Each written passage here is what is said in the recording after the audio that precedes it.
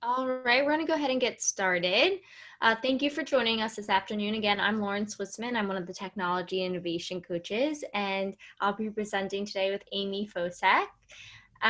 So today we're going to go over the instructional strategy of SAMR and how that model works, especially in a virtual classroom. If you would like to access today's slide deck, you can go to the link in the top right corner of this slide. It is bit.ly/PUSD SAMR. That is all lowercase, so please make sure to do that. It is case sensitive.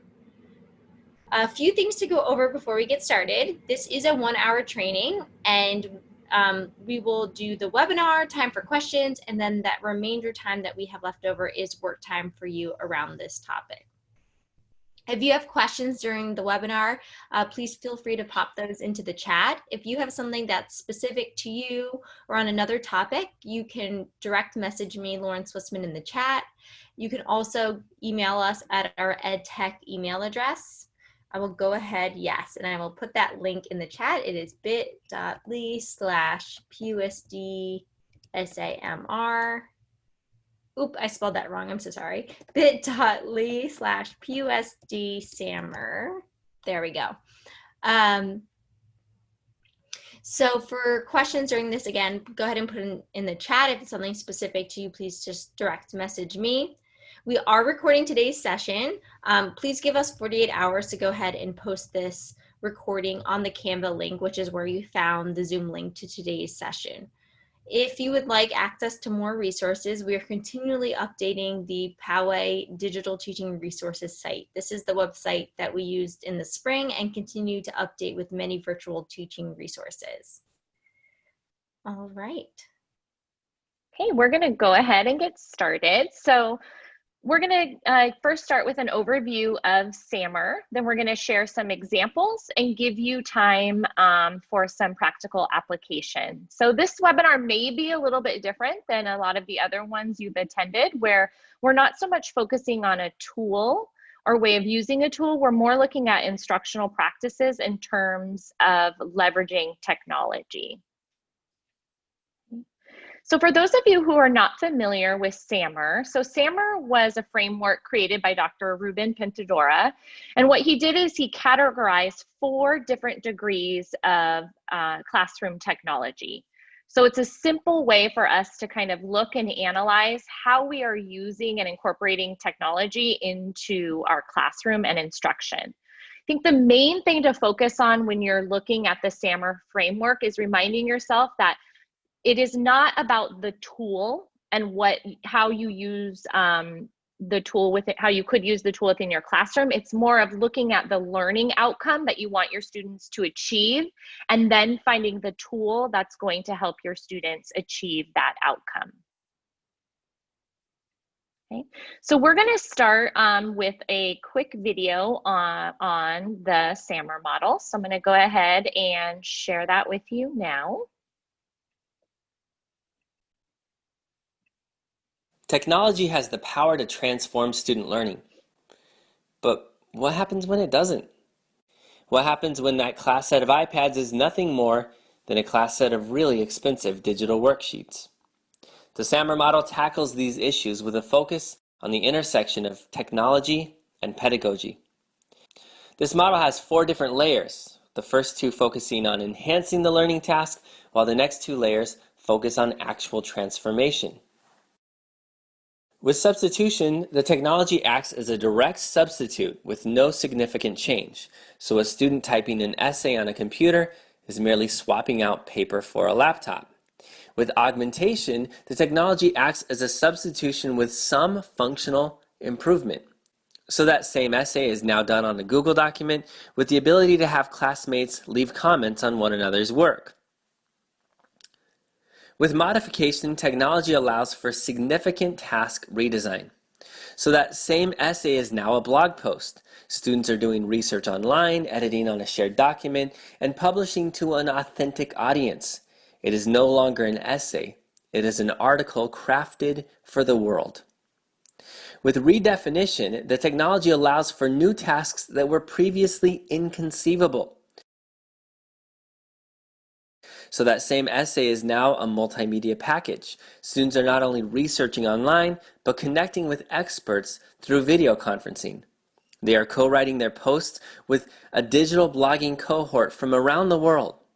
And they are producing not only a blog post, but also a corresponding podcast and an edited video. Notice that the higher up you move through the SAMR model, the more transformative the technology task becomes, both in terms of multimedia content creation and in terms of communication with the rest of the world.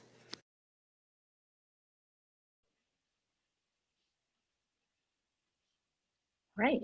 So now we're going to dive a little bit deeper into the different layers of SAMR. So you'll see the bottom two steps are more about enhancing the lesson. So how are you using technology to just enhance the lesson? Whereas the next two steps in his model focus more on transformation.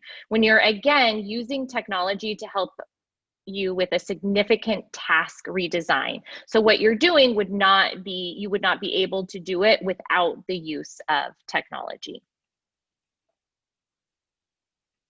So the first step, again, is substitution. So in this step, technology acts as a direct substitute with no functional change and does not change the nature of the learning. So an example would be if my lesson was, I want students to annotate an article. So I've given them a printout of my article, they have their pencils and they're annotating it. Well, if I'm looking for just substitution, what I would do then is put that article as a PDF, and I would have students use a tool like Kami to annotate the article online. So in this step, I'm asking myself, okay, what do my students gain by replacing the traditional tool with technology? And I think when we look at substitution, this is something we really need to think about, because not all tasks are enhanced just by putting it onto the computer, right? So the outcome of my lesson may not be enhanced by putting it on the computer, right? So what I'm looking for them to do, maybe I want them to have more practice with fine motor skills. So taking that PDF and having them annotate online really isn't helping with those fine motor skills. Or if I want them to really work on collaborating, having them collaborate on a doc is quite different than having them collaborate person to person. So it really depends on the skill and your learning outcome. So really think about that when you're thinking, okay, do I want to involve technology in this part of my learning for the students? The next step is augmentation. Now within this step, technology acts as a direct substitute with functional improvement and begins to change the nature of the learning. So an example would be if I had my students doing an oral presentation in class, but I want to involve tech and I want to augment it, not just substitute. What I'm going to do then is I'm going to have students use Google Slides to create a presentation, and then I'm going to have them add video clips to provide additional information, right? So again, I'm beginning to change the nature of the learning there and add those functional improvements. So in this step, I'm going to ask myself, does the task increase or augment a student's productivity and potential in some way? Is this something that they're beginning to start to be able to do that they would not be able to do without technology? The next step is modification. So in this step, technology allows for significant redesign of the lesson outcome.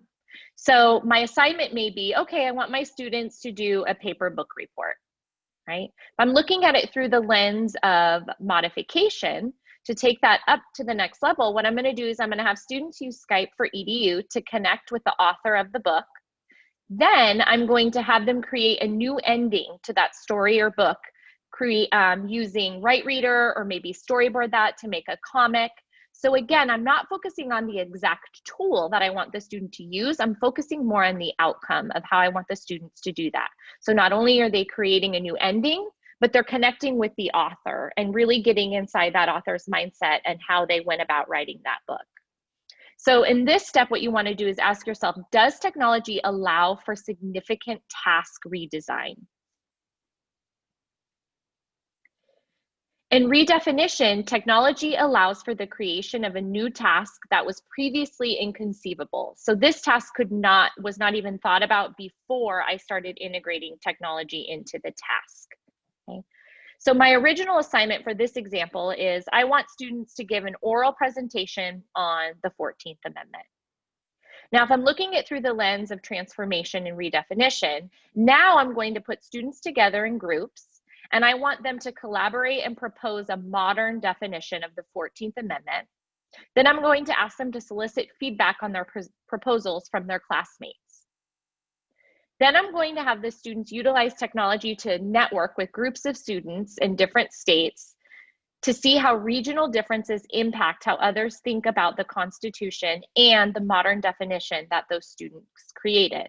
So I can do this using Skype EDU. I can do this going on Instagram and connecting. I can go onto Twitter and connect with other classes. So again, I'm changing the audience that my students are presenting to. So in this step, what you really want to do is ask yourself, does technology allow you to redefine the traditional task in a way that would not be possible without tech? Am I creating a novel experience that allows my students to create, collaborate, and connect beyond their classroom?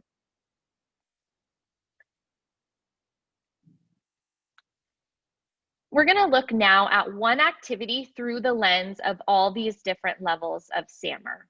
So the original assignment is I'm giving my student a state report. I'm saying, okay, I want you to give me an overview of a location. I'm going to have you write the content, and then I'm going to have you use either magazine clippings or drawings to incorporate into your state report. Well, if I wanted to take that same state report and go to the substitution level, what I'm going to do then is instead of having my students do that on paper pencil, I'm going to then have them use either PowerPoint, Prezi, or a slide deck to construct a presentation, right? They're taking everything they were doing with paper pencil, and all I'm doing is putting it onto the computer. I have not added any extra layers.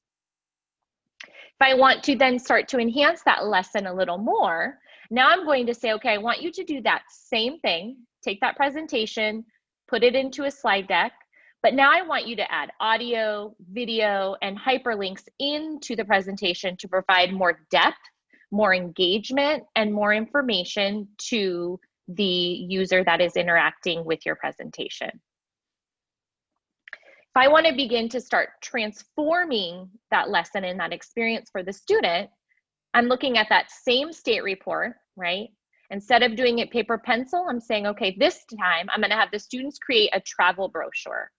And in that travel brochure, I want the students not only to create all of those multimedia pieces, but now I want them to also create their own video, right? If you were traveling this state, what would a day look like for you? Where would be those must-to places to see?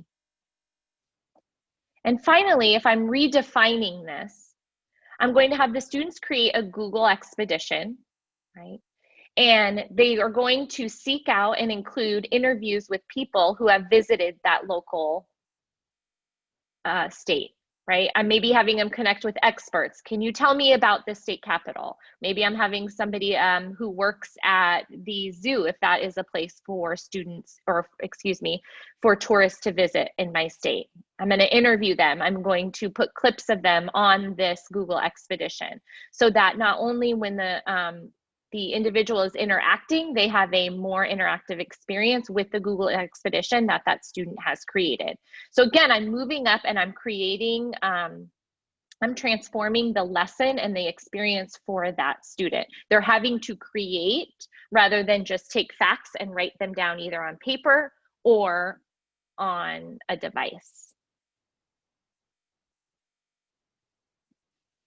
When you start diving deeper into SAMR, one thing you start to notice is as you start moving up levels with SAMR, immediately you start moving up with blooms. They kind of get tied hand in hand, right?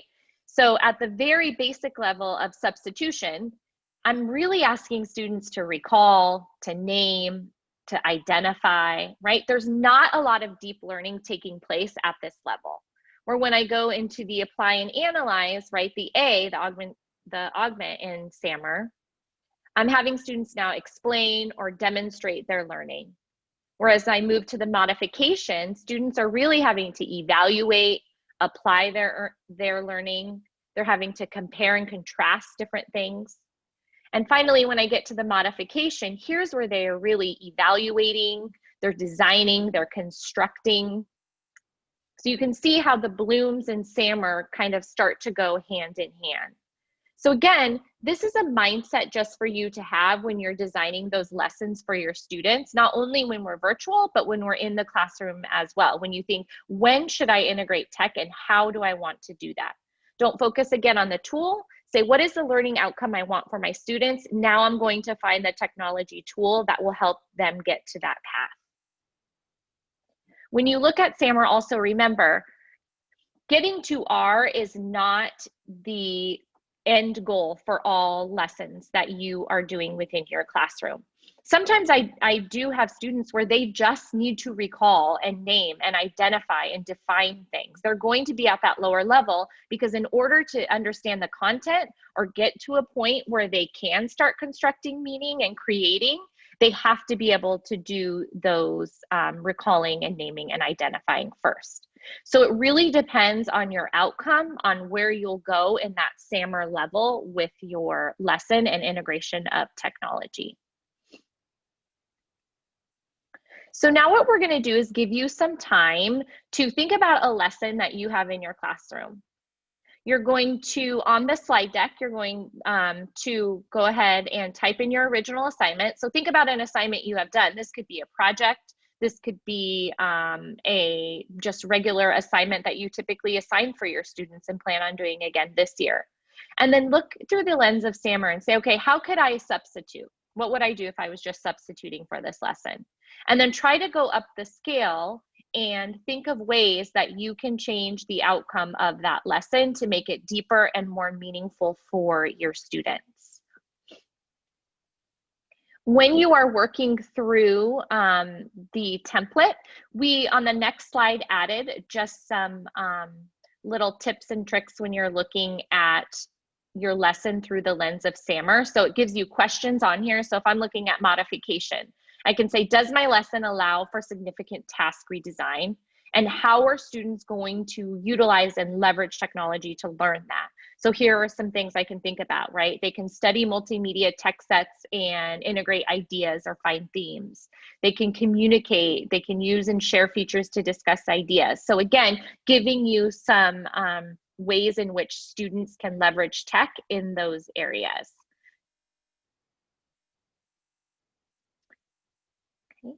So right now we're going to go ahead and give you time to begin working on your template and filling in those lessons. We're going to ask that you utilize the chat box. So if you're looking for an idea, go ahead and put it in the chat box. Say, here's my lesson. Do you have some different ideas for how I could augment that lesson or modify that lesson? And we'll kind of use the knowledge in this webinar today to add and share ideas.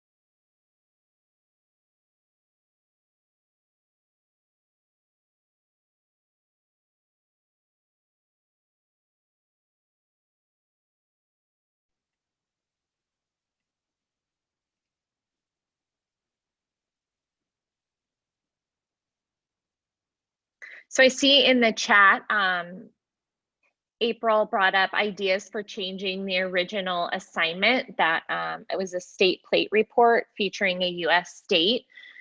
Was it last year? I think last year I had a teacher who took a different spin on that state report, and she did have the students create a Google expedition.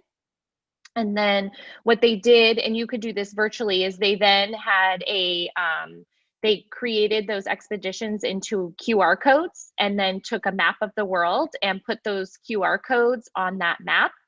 And they ended up hanging it up in their library so that when students were in there, they could scan the QR code and they could see the expeditions for each one of those states. But you could also do this virtually, where you could put the QR codes on the different states and have those students share the Google expedition, or you could do an interactive state report where they're making a digital book that has hyperlinks to either interviews or other videos on the topic that they are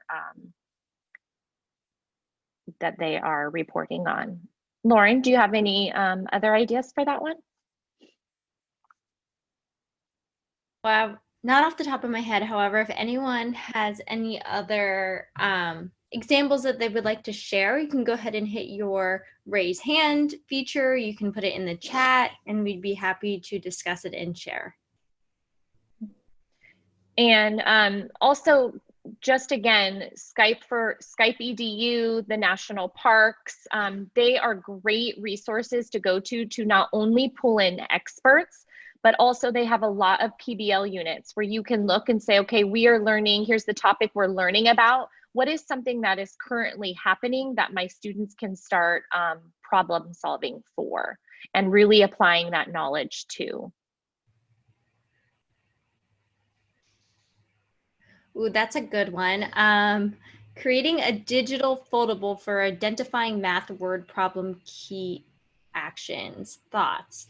So I guess it depends on what your objective is there, right? I think a lot of times when we do these interactive hands-on things, they're so awesome, the kids love them, but we can get caught up in what is our objective. So if the objective is to learn those vocabulary words, how might we modify that so it's redefined or modification? So maybe it's them creating a video, putting those words to use in action. Trying to think off the top of my head here. Any ideas in the chat or Amy, if you have those foldables or interactive notebooks that have vocabulary in them? Mm-hmm.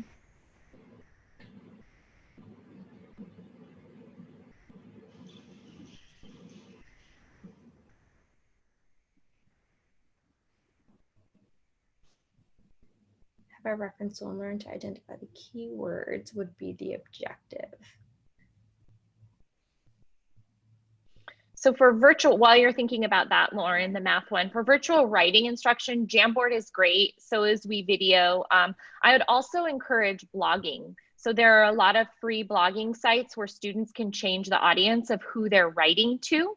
That, and there's something called penpals.org, where students can digitally connect with other classrooms and become pen pals with them. So they're, again, working on writing as well.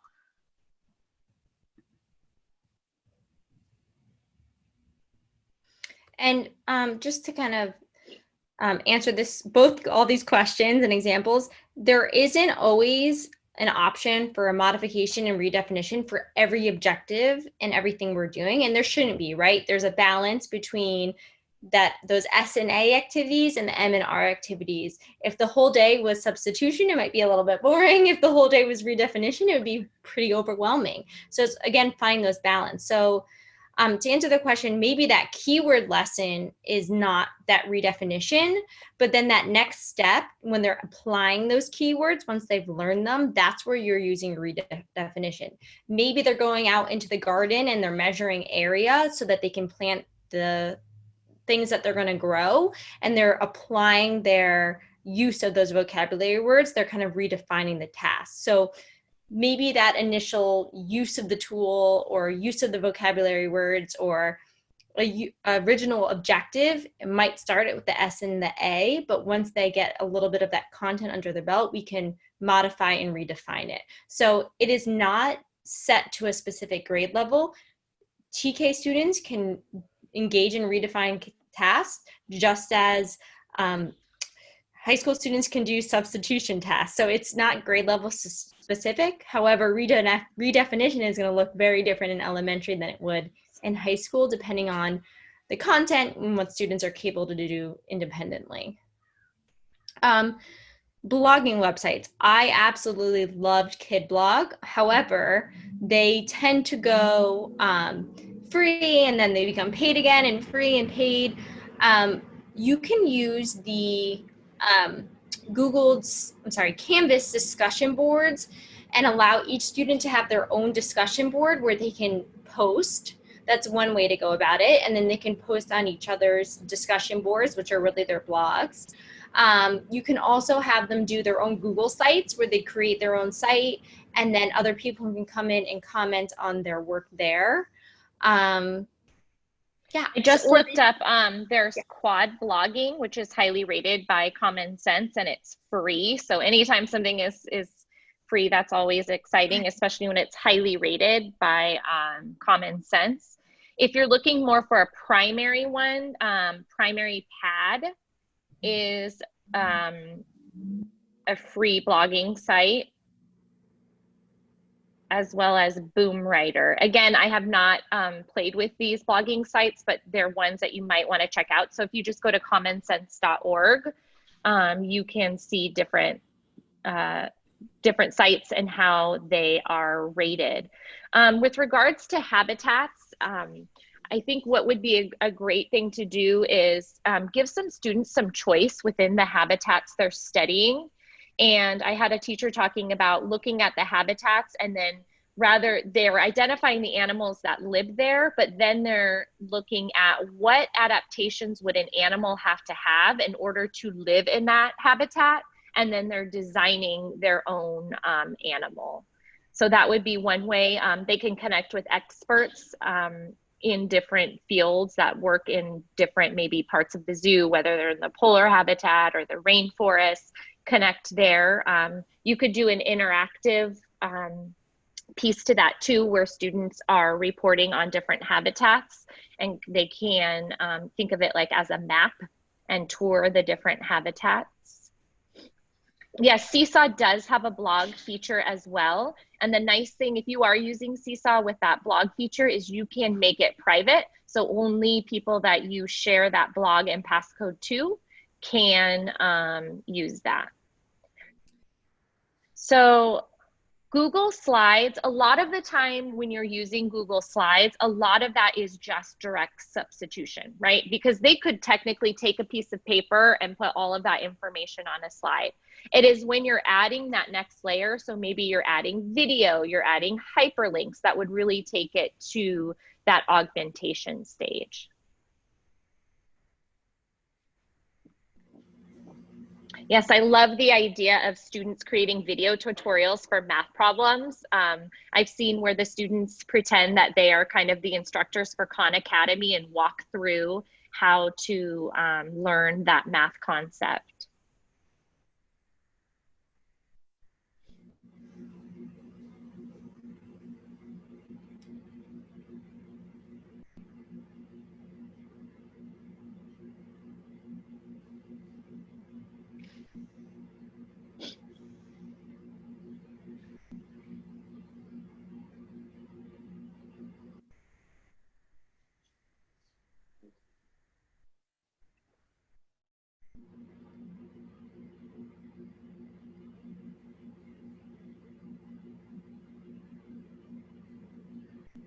So Jill, that's a really good question. She says, would this be considered a modification? I can introduce important parts of my state by creating a comic book on Storyboard that, which teaches about my state.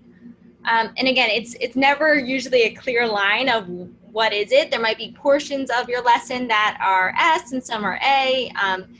So it's a little bit tricky there. What comes to my mind first is that this might be augmentation, because you could handwrite a book or you could find a book to show them about important parts of the state. However, on Storyboard that, let's say you added in little video clips or sound effects, or students could interact with the book in some way, that would be augmenting the original thing. However, what the students are doing, I'm not sure if you're saying the students would do this or you would do this. If you were creating it, it wouldn't really change what the students are doing because they're still just listening and learning about the state. However, if they were creating the book about the state, I'd say it's between an A and an M. It depends what features you're having them do. Mm-hmm. I was thinking one year, and one of my former colleagues is in the chat, so she brought it up. One year when we were studying different parts of the state, we did sort of a Secrets of San Diego, or you could do a Secrets of California, and each student created like an infographic on different parts of the state. And then they put a QR code to a video they made that highlighted the area they were talking about. And then you could pull all those together, and we actually made a travel brochure. So it could be a travel brochure of, you know, important parts of California that all of the students worked on as a class and made together. Oh, that's an awesome idea. Another tool that's great for upping the levels of an activity is ThingLink. If you haven't heard of that before, I'll go ahead and put it in the chat. Rather than share an image that is labeled or making a Google slide, this allows you to make a picture interactive. So for example, I went on a field trip with students. They took a picture on a field trip, and when we came back, they embedded buttons within the image. So when you clicked on it, you could hear that student's voice talking about it, or you could be taken to resources or their own writing about it. So it just kind of ups that level of making it a bit more interactive. And I'll go ahead and share that resource. That's a great one, Lauren.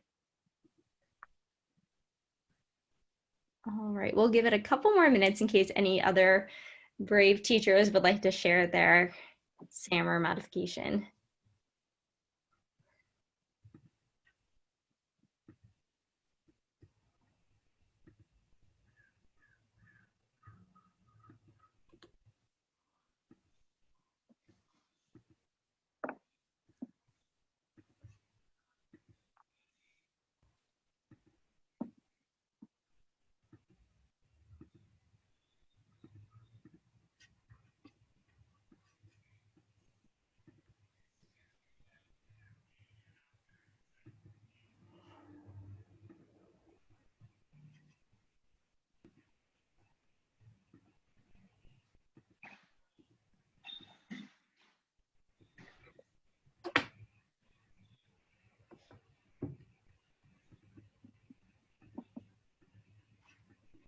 All right, if there's no one else that would like to share or have any questions, we'd like to thank you for attending today's session, and we will be in this room for about another 10 minutes or so if you have any more questions. Thank you everyone for coming today.